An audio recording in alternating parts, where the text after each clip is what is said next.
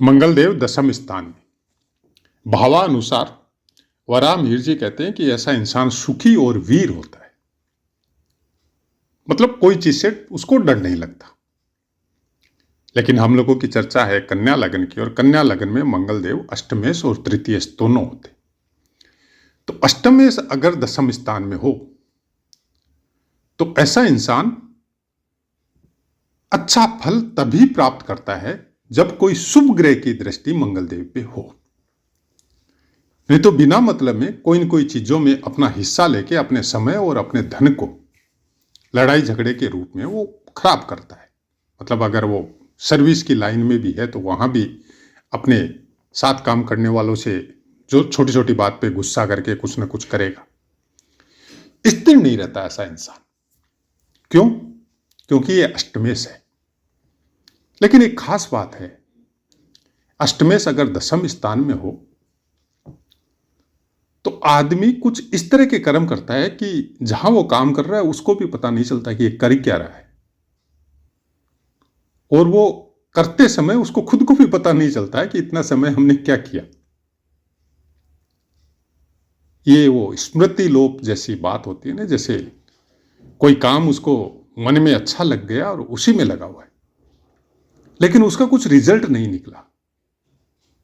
ऐसा कुछ कई बार देखने को मिलता है इंसान के साथ। लेकिन मंगल तृतीयेश भी है, तो तृतीयेश अगर दशम स्थान में हो तो उसके फल बहुत अच्छे लिखिए। मनुष्य सुखी होता है, धनी होता है, बुद्धिमान होता है। बस वाइफ के साथ ट्यूनिंग में थोड़ी प्रॉब्लम आती है, बाकी सब सुख प्राप्त होते हैं। तो ये थी पुस्तकों की बातें। अब आगे बढ़ते हैं। मंगलदेव यहां पर बैठ के अपनी चतुर दृष्टि से आपके लग्न को देखता है, मतलब आपके शारीरिक पुष्टता, अंग प्रत्यंग में शक्ति। अब दुबले पतले हो सकते हैं, वो अलग बात है, कन्या लगन वाले प्रायकर होते हैं।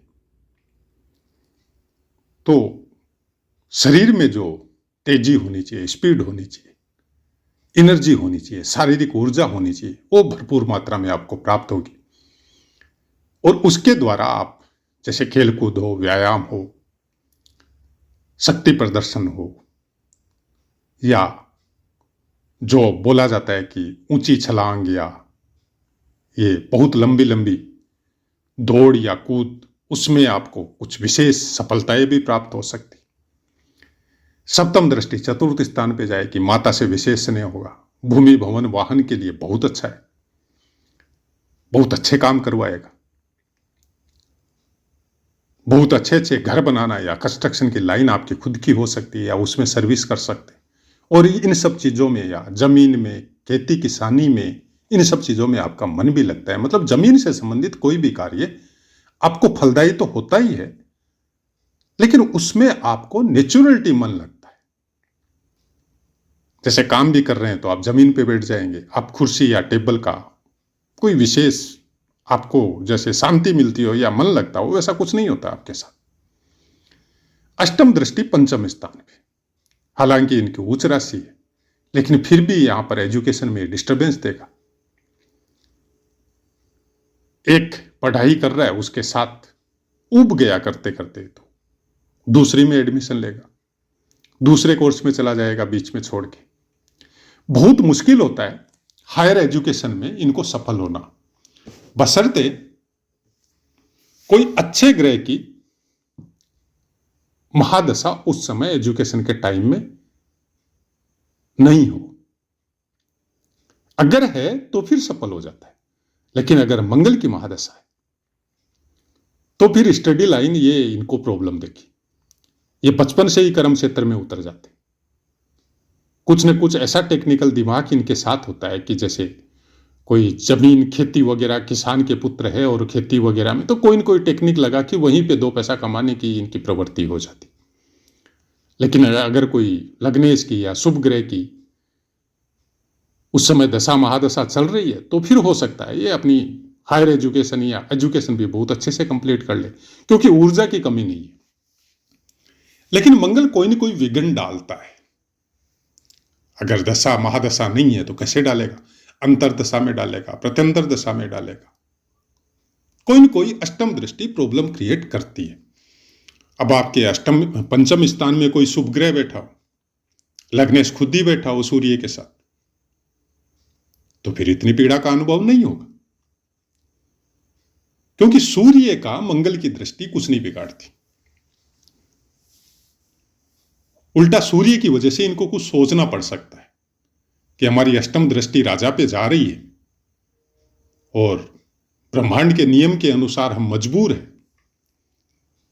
लेकिन वो ऐसा विधान या ऐसी रिक्वेस्ट या ऐसा कुछ करते हैं कि जहां राजा बैठा है वहां नुकसान नहीं हो। तो उसके लिए फिर इनका खुद का मन जो है, गुस्से वाली मात्रा को छोड़ के विनय वाली मात्रा, एडजस्टमेंट वाली मात्रा, वो सब चीजें इनकी जागृत होती है। अब देखिएगा, जब आप गुस्से को मारते हैं ना, तो आपके अंदर ज्ञान या विवेक का प्रादुर्भाव होता है। जब आप गुस्से को कंट्रोल करते हैं तो आपका चंद्रमा आपके कंट्रोल में आता है। तो जब चंद्रमा कंट्रोल में आता है तो आपका प्राण तत्व सूर्य जागृत होता है। तो आध्यात्मिक लाइन के कई रास्ते खुलते हैं।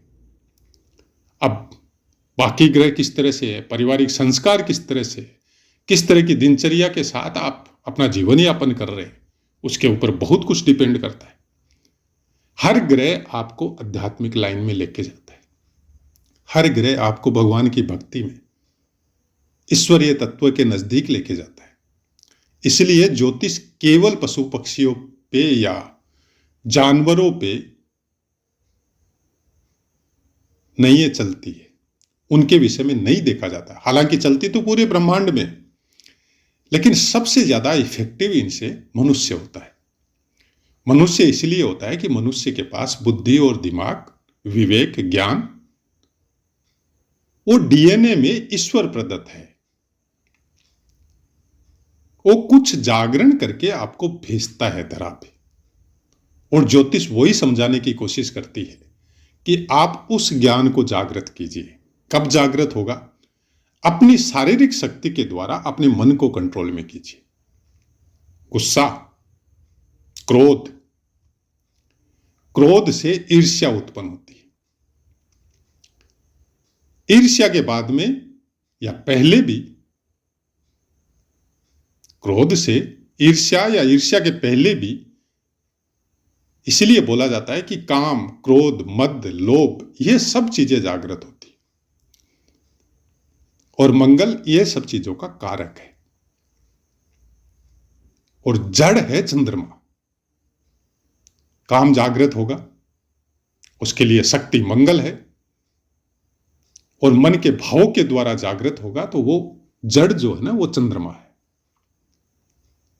उसके बाद में क्रोध भी आएगा, ईर्ष्या भी आएगी, मद भी आएगा, बाकी सब जितने भी आपके शत्रु हैं षष्ठम स्थान के, वो सब जागृत होते।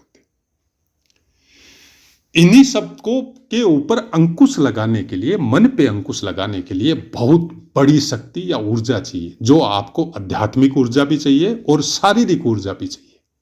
क्योंकि आध्यात्मिक ऊर्जा भी अपना अच्छा स्वरूप तभी धारण करेगी जब आपके अंदर शारीरिक ऊर्जा होगी। शुरुआत शारीरिक ऊर्जा से ही होता है कि आपको अगर आधा घंटा, 1 घंटा एक ही आसन पे, आपको एक ही जगह में प्राणायाम करना है या अनुलोम विलोम करना है, तो उसके लिए शक्ति चाहिए, शारीरिक ऊर्जा चाहिए। वो मंगल प्रदान करेगा। इसलिए मंगल देव को अष्टम स्थान का स्वामित्व मिला है। आपकी मृत्यु और आपकी आयु पे काल पुरुष की कुंडली अनुसार इनका अधिकार है, कारक नहीं है, राशि अनुसार अधिकार है।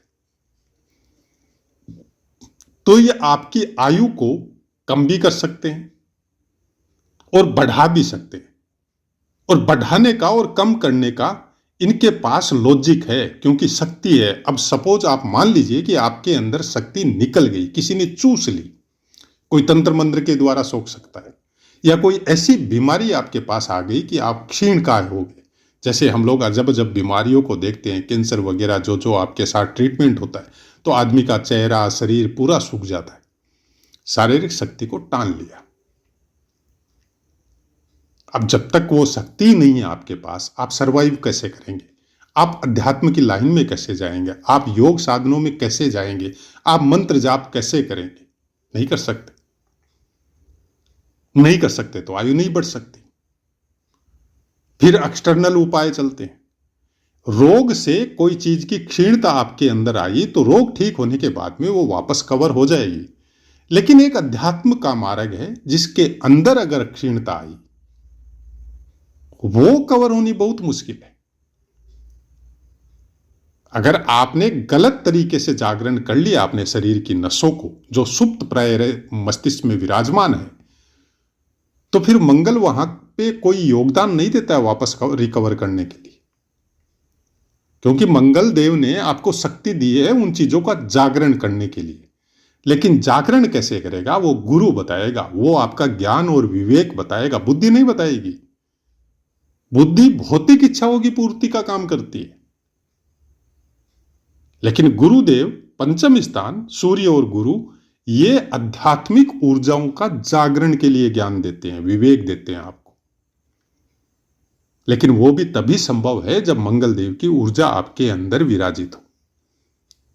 और ऐसा कोई मनुष्य नहीं मिलेगा जिसके अंदर मंगल देव की शक्ति, शारीरिक शक्ति ना हो। कम और बेसी वो अलग मैटर करती, वो उसके अंशानुसार या आपके अपने कर्म के अनुसार कि कैसा खान पान है, किस जगह में रह रहा है, किस तरह का उसका रहन सहन है, उसके अनुसार कार्य करेगी। तो आशा है मित्रों पाठ समझ में आया होगा।